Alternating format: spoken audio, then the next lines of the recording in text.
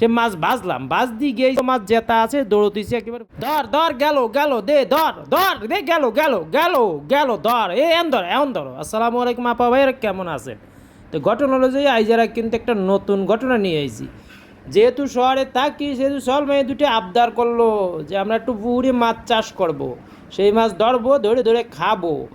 আবার সে কীরকম মাছ চাষ করে সেটা একটু শিখবো। তাই বাইলে কোয়ানে কি কোয়ানে পুকুর পাবো, কোয়ানে মাছ চাষ করব, সে বহুত চিন্তা ভাবনা, বহুদিন ধরে একটা প্ল্যান পদ্ধতি চলতেছে যে বাইলে আমরা পুকুর কাটবো, কোয়ানে পুকুর কাটবো, কোয়ানে মাছ ফালাবো।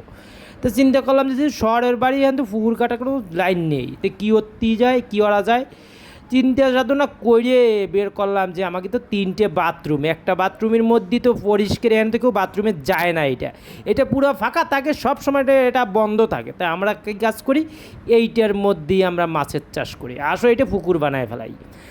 সেই কথা অনুযায়ী সে পুকুর বানাতে গেলাম, যাইয়ে সেখানে পানি দিলাম, পানি দিয়ে বললাম একেবারে বাথরুমটা প্রায় 3-4 ইঞ্চি পানি দিয়ে ভরে ফেললাম, ভরে এখন মাছ চাষ করতে হবে। কী মাছ চাষ করব? শিঙি মাছ চাষ করবো, শিঙি মাছ। এই যে শিঙি মাছ চাষ করেছি, এখন তো সে শিঙি মাছ নিয়ে কত যে যন্ত্রণা, সকাল নেই বিকেল নেই রাত নেই দুপুর নেই, আমরা সে মাছ নিয়ে কত গবেষণা করতেছি, মাছের বাচ্চা ফুটিছে নাকি, মাছ কি দৌড়তিছে নাকি, মাছ কি খাতিছে নাকি। সে 2-1 দিন রাহিছি মাছ এনে, সেই রাহিছি যে দেখতেছি মাছ কী করে, এই সবগুলো মাছ জেতা আছে দৌড়তিছে একেবারে পুকুরের মতো, কিন্তু একটু সাদা, তো টাইলসের সাদা অংশ সে দেখা যায়, সে মাছ দেখা যায় একেবারে পরিষ্কার।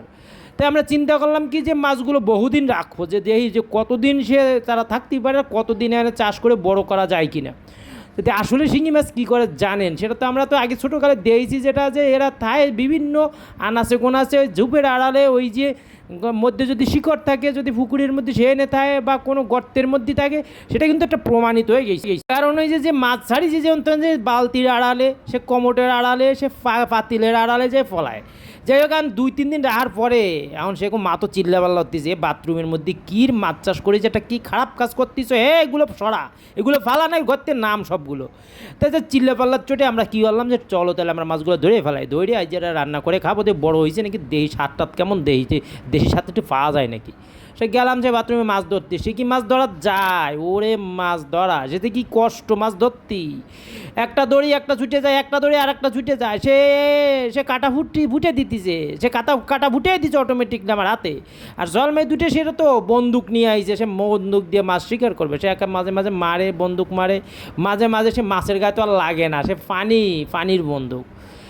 ধরতেছি মাছ, ধরতেছি ছোটো ছোটো মাছ, বড় বড় মাছ দিয়ে বিভিন্ন আকারের মাছ, এই যে 3-4 দিনের মধ্যে কতটুকু হয়েছে দেখেন আপনারা। এই যে বড়, আমরা তো মনে মনে বলতেছি যে বড় হয়ে গেছে, আসলে কিন্তু বড় হয়নি মাছ। সে মাছ কিন্তু যেরমটা সেরমই ছিল, বরং একটু দুর্বল হয়েছে, কারণ এর মধ্যে তো খাওয়ান দাওয়ান তেমন পাই নেই। যদি পুকুরের মধ্যে থাকতো তাহলে বড় হতো, যে বড় হতো, খাওয়ান দাওয়ান পাতো, সে মাটি পাতো, সে কত কিছু পাতো। তা মাটি মাছ যেখানের যার কাজ, যেখানে যার বসবাস, সেখানেই তাকে রাখতে হবে, যে বোঝা গেল।